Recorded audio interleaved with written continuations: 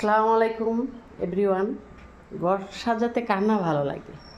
তো আমার হাজব্যান্ডের অনেক বড় একটা স্বপ্ন ছিল, ও বাড়ি করবে, বাড়ির একটা প্রিপারেশন ছিল। কিন্তু যেদিনকে এটা নিয়ে ডিসকাস করলো সেদিন রাত্রি আল্লাহ ওর নিজের বাড়িতে নিয়ে গেল। তো যাই হোক, আমি ছোট মানুষ, আমার মিলনের স্বপ্নটা আমি যতটুকু পারছি পূর্ণতা করছি। তো এ হচ্ছে আমার হচ্ছে এই ফ্ল্যাটটা যেমন আমার 4টা ফ্ল্যাট ঠিক সেম ওরকমই। এই হচ্ছে আমার মিলনের ছোটোখাটো একটা জান্নাত। আমার 2টা বেবি নিয়ে আমি জান্নাতে আছি। তো আলহামদুলিল্লাহ অনেক ভালো আছি। তো আমার যারা শুভাকাঙ্ক্ষী আছেন অনেক সবাই বিদেশে থাকে, বেশিরভাগই মিলনের ফ্যামিলি। তো সবার খুব আগ্রহ, জানার ইচ্ছা যে আমি কেমন আছি, কীভাবে থাকি। আর ওনাদের সবচেয়ে বড় ধারণা হচ্ছে আমি নাকি এই শ্বশুর বাড়িতে থাকি না, বাবার বাড়িতে থাকি। আসলে এটা কে বলছে বা কারা বলছে আমি জানি না, কিন্তু মিলন মারা যাওয়ার পর থেকে আমি আমার শ্বশুর বাড়িটাই আমার নিজের বাড়ি মনে করে এটার মধ্যে আছি। তো এটা হচ্ছে ওয়াশরুম।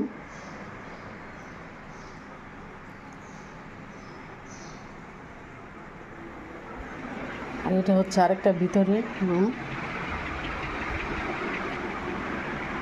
2টা রুম হয়েছে, একটা কিচেন, একটা ওয়াশরুম এটা হয়েছে। আর সবচেয়ে মানে ভালো লাগার মতো একটা যদি থাকে তাহলে এটা হচ্ছে আমার মিনি কক্সবাজার। সামনে দেখো বড় একটা নদীর মতো আছে, এটা এত বড় যে অনেক বড়, আমার মোবাইলে পুরাটা ক্যাপচার আসবে না, এটা অনেক বড়। এটা হচ্ছে আমার কিচেন, এখানে রান্না বান্নার যা আছে সব থাকে।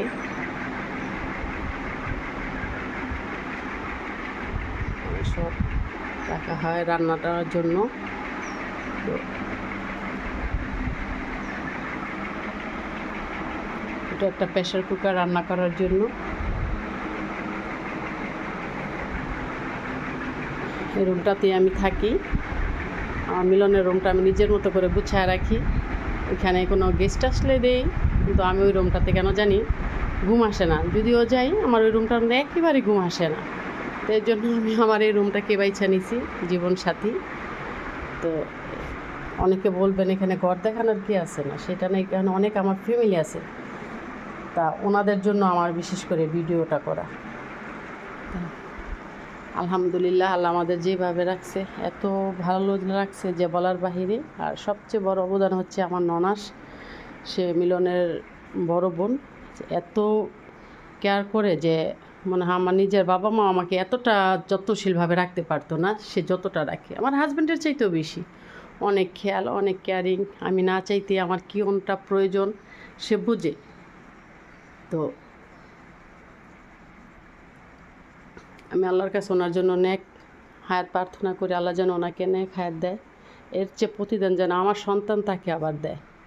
সবাই আমার সন্তান 2টার জন্য দোয়া করবেন। ওরা অবশ্য বাসায় নেই, ঈদ না চলে গেছে, পুরা ঘর ফাঁকা, আমি এখানে আছি। তো ভাবলাম যে একটা ছোটোখাটো ভিডিও করে সবার যেহেতু কনফিউশন দেখি দূর করে দিই, যে আমি ভালো আছি আলহামদুলিল্লাহ, আর সবাই ভালো থাকবেন, এটাই আমার শুভকামনার দোয়া রইল। আর এটা হচ্ছে আমার মিনি কক্সবাজার। অনেক বড় পুষ্করিণীটা এটা। এখানে প্রচণ্ড বাতাস, আসলে দরজা জানালা খোলা রাখলে ঘরের পর্দাগুলো আর ঠিক থাকে না, চাদরটাও ঠিক থাকে না, এলোমেলো হয়ে যায়। তো এই হচ্ছে আমার জান্নাতের বাগিচা। জান্নাত আমাকে আল্লাহ দান করছে, যে আমার নিশ্চয়ই আমার বিশ্বাস আত্মা বলে যদি কিছু থাকে আমার মিলন যদি আসে ইনশাল্লাহ অনেক খুশি হবে, আর ওর খুশিতে আমার খুশি। তা আমি যতটুকু চেষ্টা করছি, আমি ছোট মানুষ, সুন্দর করে ঘরটাকে আমি গুছানোভাবে তৈরি করে নিয়েছি। বাকিটা জানি না, কেউ ব্যাড কমেন্টস করবেন না, ইনশাল্লাহ আশা করি সবাই দেখে খুশি হবেন। তো সবাই ভালো থাকেন, এই শুভকামনাই রইল। আর আমার ছেলে মেয়ে 2টার জন্য দোয়া করবেন, আল্লাহ যাতে ওদের এইভাবে তৈরি করে যাতে কেউ বলতে না পারে যে বাবা নাই দিক হয়তো এমন হয়েছে।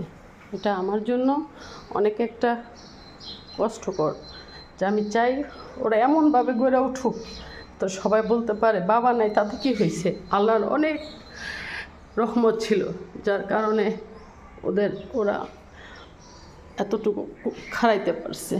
আল্লাহর রহমত ছাড়া অবশ্য কিচ্ছু না, দুনিয়াটা কিছু না, আল্লাহর রহমত ছাড়া কোনো কিছু না। আমারও সাধ্য নাই কিছু করার, যদি আল্লাহর রহমত না হইতো। তার এত রহমত ছিল আমার প্রতি যে আমি নিজেও বলে বোঝাতে পারবো না। এটা হচ্ছে আমার দোতলা, নিচতলা, 4 তলা, 5 তলা উপরে, ওখানে আর গেলাম না কারণ ভিডিওটা অনেক লং হয়ে যাইতেছে। এখানে হচ্ছে অনেক সুন্দর একটা পরিবেশ, পড়াশোনা যদি করে এখানে ওরা বাহির সাইডে আসছে, এখানে করবে আশেপাশে, এখানে সব রাস্তাঘাট দেখা যায়, এই জন্য এটা বাইছা নিছে। যাই হোক, সবাই ভালো থাকবেন আর আমার সন্তান দুটার জন্য দোয়া করবেন, আমিও সবার জন্য দোয়া করি। ফি আমানিল্লাহ, আসসালামু আলাইকুম।